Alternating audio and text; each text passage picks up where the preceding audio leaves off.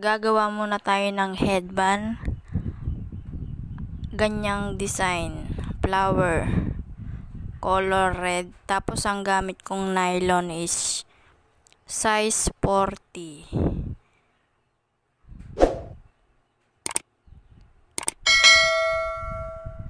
Tapos yung haba ng tali, nylon, hanggang 8 yards para hindi tayo dugtong ng dugtong. Sundan nyo lang yung video to, makakagawa kayo ng headband.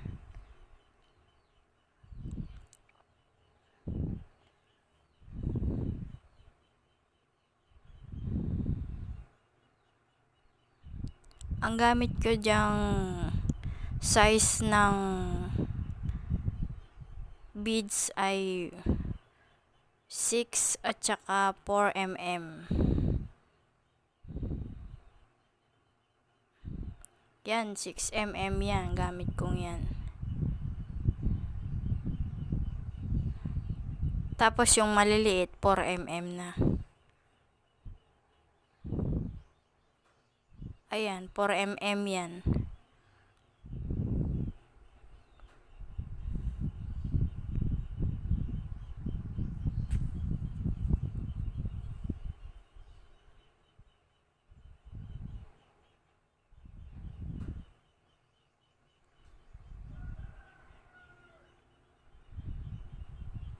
Playback nyo lang para hindi kayo malito.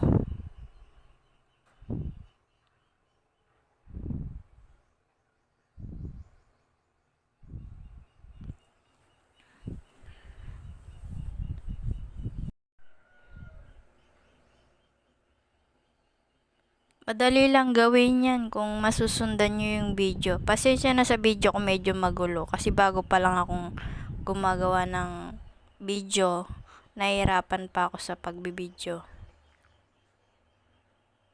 Tsaka sa pag-edit, mahirap din mag-edit.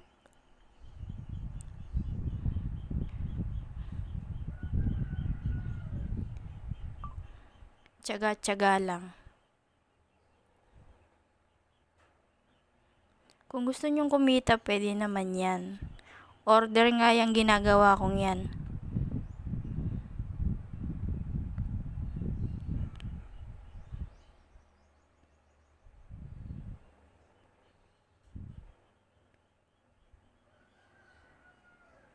Ibuhol nyo yan kagaya ng ginawa ko. Para hindi siya gumagalaw.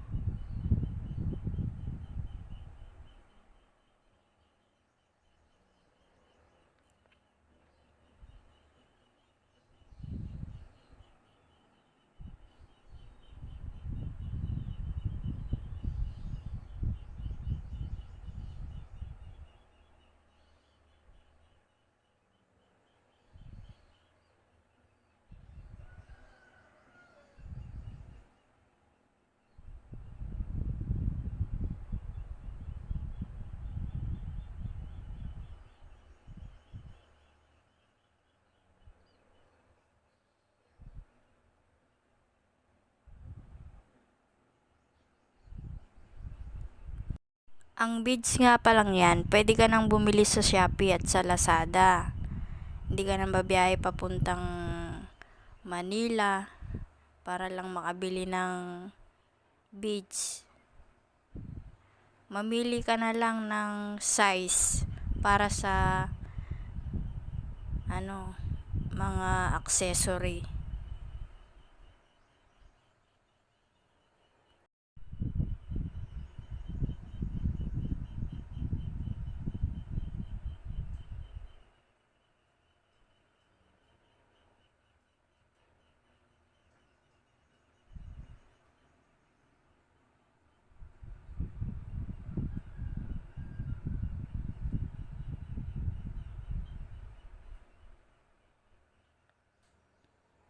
Binubuhol ko yan para hindi gumagalaw-galaw yung bulaklak. Ayan o. Isang beses lang naman. para mag-lock siya.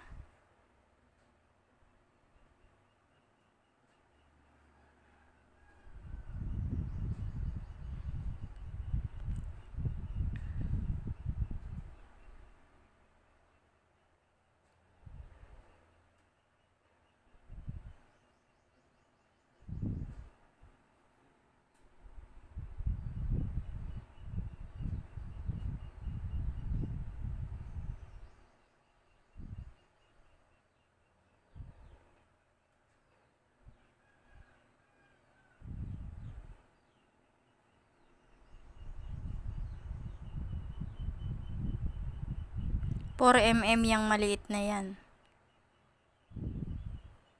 Yung mga nasa taas na maliliit, 4mm. Yung malalaking beads, 6mm. Tapos yung gamit kong nylon, size 40.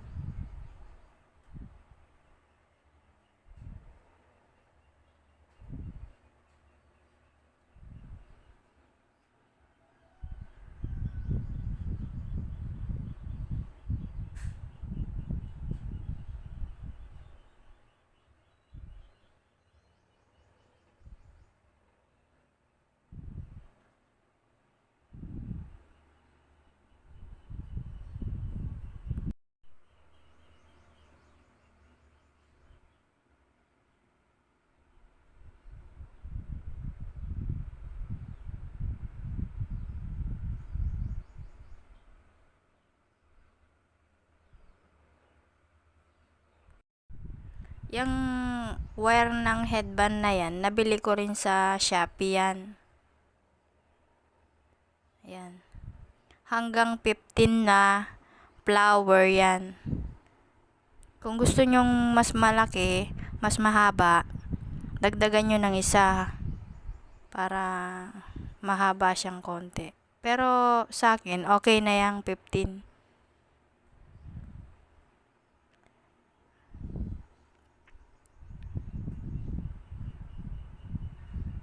Tapos ilagay nyo na ganyan. Para pumantay. Ipantay nyo yung dulo, yung magkabila. Tingnan nyo kung para magpantay.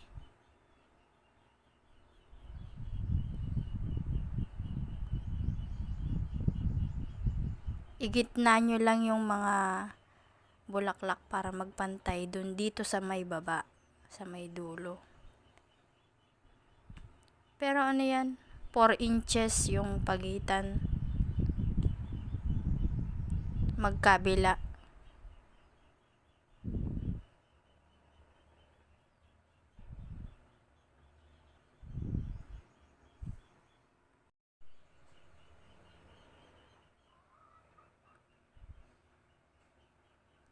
Dalawang beses yung ilagay ko sa dulo. Pero dito sa gitna, kahit isa lang pwede na. Isang ano lang. Isang ikot lang.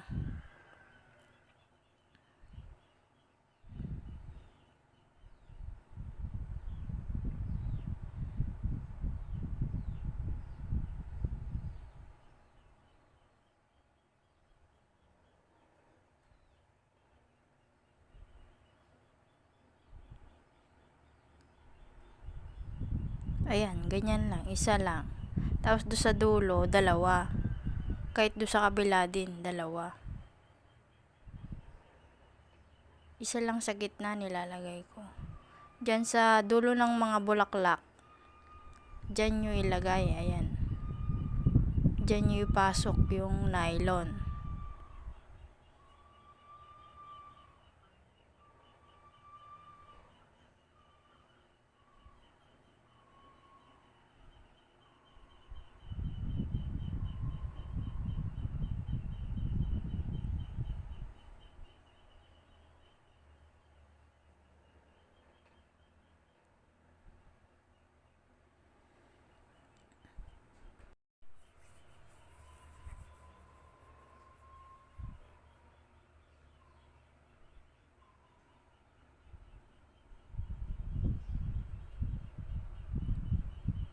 Diyan nyo ilagay yung nylon.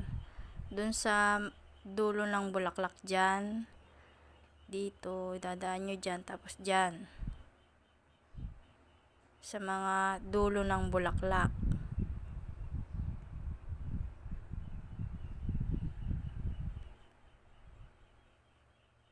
Ayan, tapos na. Ibubuhol na natin dito sa dulo. Dalawang buhol lang. Ganyan lang akong magbuhol. Ayan. Isa pa. Para sa mga nanay na gustong kumita, pwede po yan.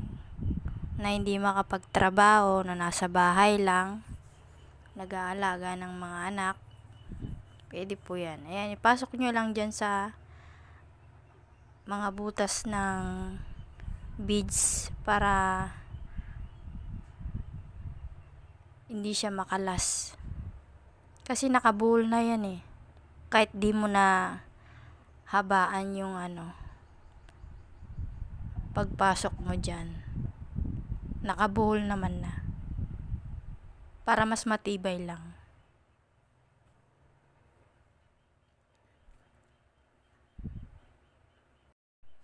Ayan, tapos na tayo. Order po yan. Salamat po sa nag-order. Sa una, mahirap gawin yan, pero pag nasanay ka na, madali na lang yan.